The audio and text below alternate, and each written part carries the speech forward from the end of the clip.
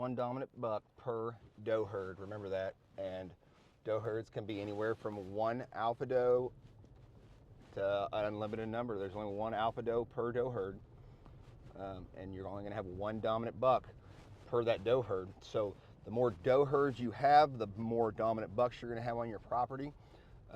If you have 30 does and they're all in one herd, you're only going to have one dominant buck, and then you're going to have scrub bucks, lesser bucks, bucks that we need out of our herds for the genetics. The one dominant buck cannot keep control of all 30 does and protect the breeding of all 30 does, because they're all going to come in and cycle at the same time. So while he's breeding one, you have 29 other potentials to breed a lesser buck, a non-dominant buck, a weaker buck, a sicker buck, and our survival of the fittest doesn't work at that. Also, they're not going to work for a rattle, a grunt, snort wheeze. Hardly anything works when you have too many does like that. There's no competition, so there's no need to be competitive. So you're rattling and stuff like that. When people say, "Oh, I've rattled my whole life and it never works," 99% of the time, that's why. It's not that you're rattling wrong. It's not that you're rattling too short of time or too long a time or too soft, too hard. Just get out in nature and watch them. And once you hear bucks fight, I've heard them fight to where it sounds like they're barely touching. And I've also heard them fight where it sounded like you took two baseball bats and hit them together. You can't screw up rattling. But if you're rattling and it's not working, more than likely it's because you have too many does and there's not enough competition for that. So therefore, they're not going to respond to that. Yeah, like I say, the less does you have, but yet the more doe herds, the better off you are.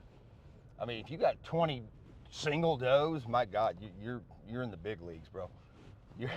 I mean, I don't think I've ever seen a property that way. But if you could do that, that would be probably the best property you ever hunted. They're going to be together. They're always going to be together for the most part. I mean, you can spook them and split them up.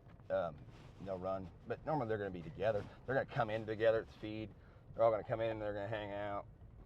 They'll normally travel together, and they're going to be strung out, quarter mile, half mile long, depending on the size of your herd. But for the most part, your big doe herds, they're all coming in together at the same time.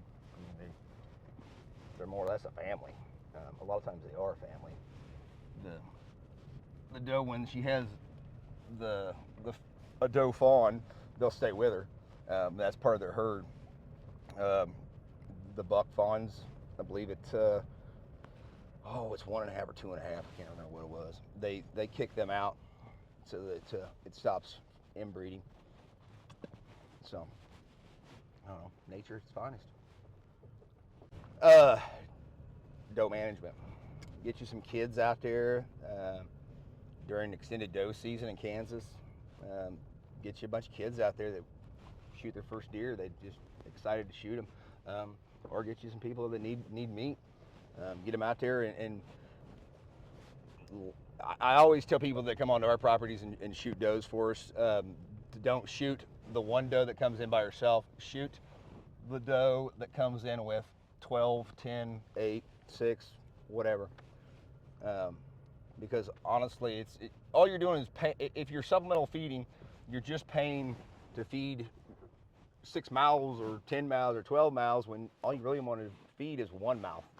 But anyways, sorry, thought there was a deer. Just tidbit information.